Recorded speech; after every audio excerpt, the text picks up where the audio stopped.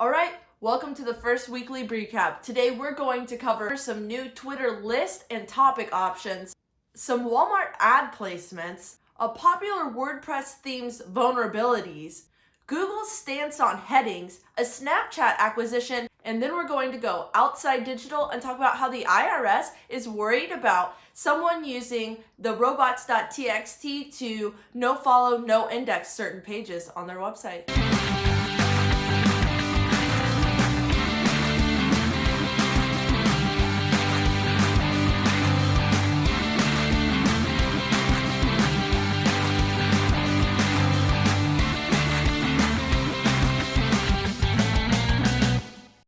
A very popular WordPress theme called Divi just sent out an update saying that in their recent coding audit, they found that there are vulnerabilities within the contributor, author, and editor roles of their Divi and Elegant themes. Now, why is this important? Because if you have an untrustworthy author, editor, and contributor on your WordPress and you use this theme, there is a slight possibility that they could insert some PHP that has limited functions, but still they can make some changes to your website. Now, none of us want that, and we all know that if you change one line of code, it is very likely that you're going to break something on your website. So if you have Divi, Elegant, or the Divi Builder plugin, you need to make sure that you update those to at least the 4.0 or newer. Now, Divi did say that if your account with them is expired, not to worry because they will allow you to update for free, which in my opinion is a very honorable thing to do considering they were the ones that made this mistake. So again, if you use Divi themes, Elegant themes, or the Divi Builder plugin, please make sure you update your WordPress sites. All right, next, let's talk about these Walmart ad placements. So we all know that Amazon and Google are dominating the shopping game, specifically Amazon, and more dollars are going towards Amazon every single day. But we aren't the only ones noticing this. So I'm sure you've noticed that Walmart and Target have started allowing third-party vendors to sell products on their site. It's a way for them to compete with Google and Amazon, something they're going to have to do if they want to stay in business. Let's face it, nobody wants to go into a store every time they need one or two items. It's much easier to ask Alexa, or it's much easier to just order it on Amazon Prime and wait the day or two to get your package. So Walmart and Target and all of these other companies are trying to find ways to compete with Amazon. Well, not too long ago, Walmart acquired a company called Polymorph, and they did so in hopes that that company would allow them to build out a robust ad placement platform. And it sounds like they've done a pretty good job because just this week, Walmart announced their first 4 partners that are going to be able to place sponsored product ads based on search. So these are specifically Walmart sponsored search partners. Like I said, there are 4 of them, and they were already API partners, so it's not too much of a surprise, but it's still something to look out for. You know, we can kind of assume that these 4 partners of Walmart are going to be moving some of their clients' dollars to Walmart. I'm sure that's Walmart's idea at least.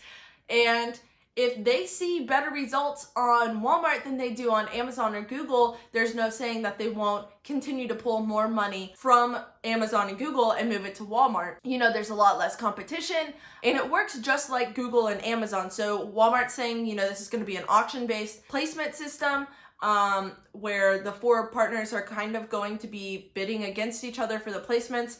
You know, I wish I only had 4 people, or I guess 3 people to bid against on the Google or Amazon placements. But definitely something to keep your eye on, especially if you're a media buyer.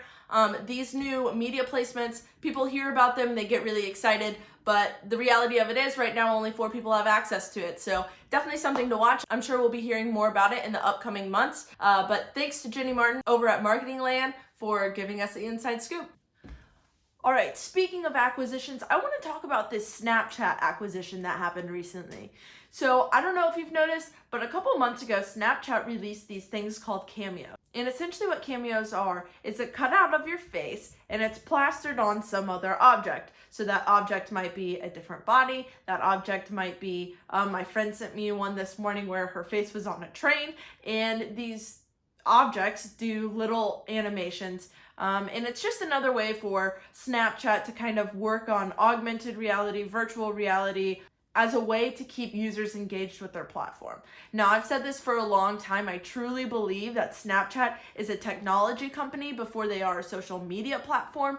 But all of that aside, they worked with a company called AI Factory on this Cameos project. And it's come out that they acquired AI Factory at some point last week. Now, it kind of seems like it's a little bit hush-hush because if you look at the AI Factory LinkedIn profile, their LinkedIn profile is still there. However, if you try to go to their website, as of Friday, it no longer exists.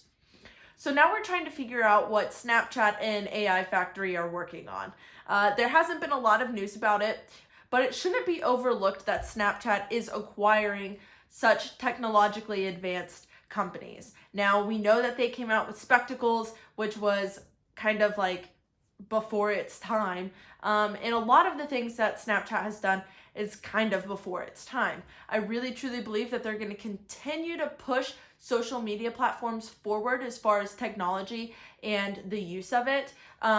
That being said, TikTok has already acquired a company that's known for deep fakes, which there has been some rumors and kind of slander going around about AI Factory and their use of deep fakes as well. But again, TikTok has already acquired a company that's working on similar projects, which means Facebook and Instagram surely are not far behind, because that's what those giants do, is they find what other platforms are doing, what's appealing, and then they acquire and create similar things. Now, what do I think this is going to be used for? Again, not too sure. What I do see some opportunity for is things like shopping. Imagine if they could do a cameo where you're trying on an outfit. That could be a new type of ad. I know that there are branded effects and branded filters. What if a branded filter was your body, but just with the clothes of a brand on? I think there's definitely some opportunity for that. There may be opportunity for more games and kind of social gaming, and maybe even more opportunity for their fun little Bitmojis in the animation. I can't stress this enough. I truly believe that Snapchat is pioneering AR and VR and making it more mainstream, and I can only imagine what they're about to come up with next. All right, next up, we're going to talk about a topic a lot of my friends were excited about, Twitter topics and lists. So Twitter lists have been around for a while, and Twitter topics are something that is getting more and more relevant as Twitter pushes it forward. In a recent interview, some Twitter developers gave out some information about what we can expect to come from Twitter in the coming months. The first thing they talked about was these topic previews. And the topic previews are essentially cards that kind of give some information about what is going on in that topic. It gives things like follower numbers, specific hashtags that are used within the topics, how many tweets you can expect a day to come from these topics, and it gives you just a little bit more information about the topic. Now, why is this important? Because when you go to follow a topic, you might expect that you're going to get 1 or 2 tweets about it a day, right? Well, we've all had that experience where we follow something and all of a sudden the next day, our entire timeline is flooded with information from that topic, that person, what have you. This is going to be a surefire way to allow people to kind of determine whether or not they want a specific topic to be in their timeline, if they want to commit that much of their time and energy to a topic. What's even cooler is they've even talked about this feature that's going to allow you to follow a location plus a topic. So if you live in San Diego, you could follow San Diego plus music, or you could follow San Diego plus food. To me, this is just brilliant. There's so much information that goes out on Twitter every single minute. I mean, we're talking about hundreds of thousands of tweets. So if you can narrow it down to a location and a topic, we're talking gold here. Now for those Twitter lists. Again, Twitter's been trying to kind of push these back to the forefront again. They really want people to be able to manage their timelines and to manage who they're seeing, who they're following, etc. These Twitter lists just got their own preview cards not too long ago, but now Twitter is going to allow you to customize them even more. You're going to be able to have your own images for your Twitter list banners, you're going to be able to do some of the same things that you were able to do with topics. Now, why is this important? Again, Twitter is trying to keep people on their platform just like every other platform is, and they're seeing that this customization and personalization is something that's important to their users. And this isn't true just for Twitter.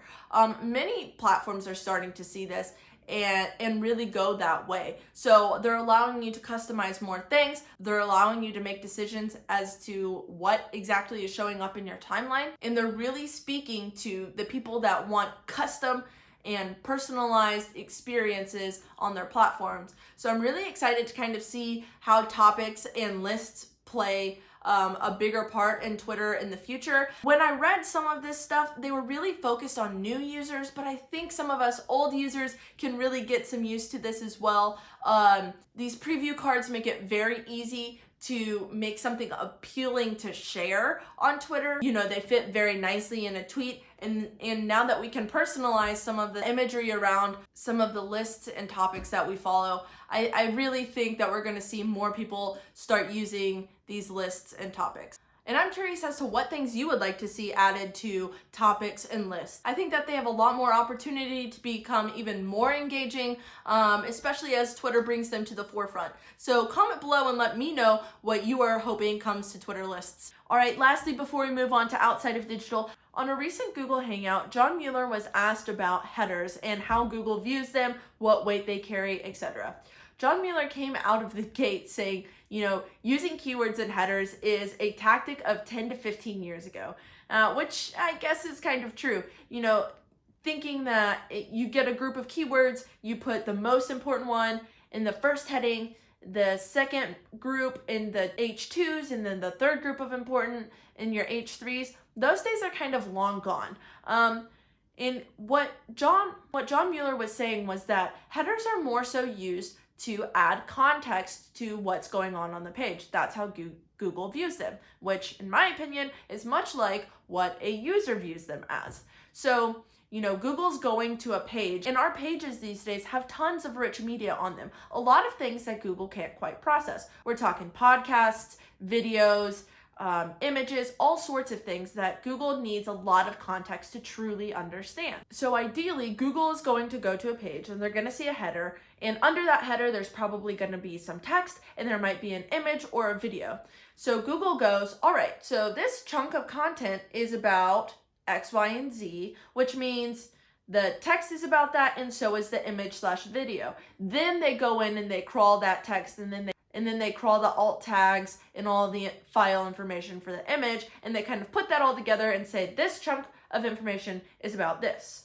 Now, I'm sure you've seen in the SERPs, the search engine result pages, that there are a lot more blocks of text showing up as opposed to our traditional title, blue URL, and 2 lines of description.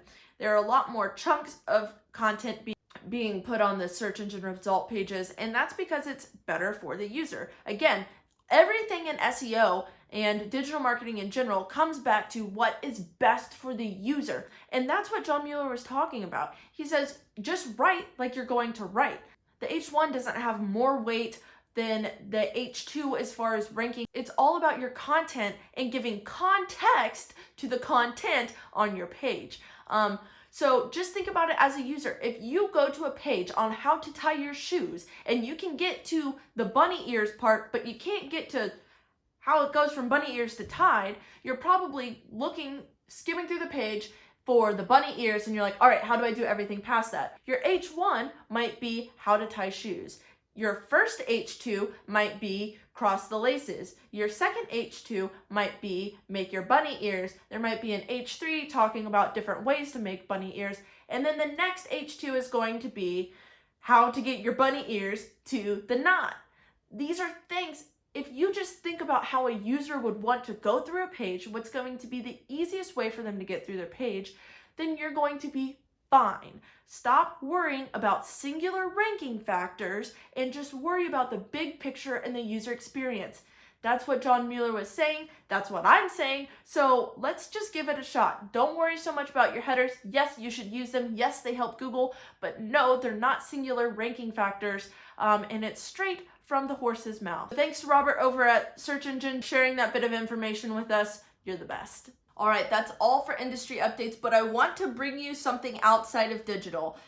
This is a segment that's going to talk about what digital marketing is influencing that's kind of outside of our industry in a way.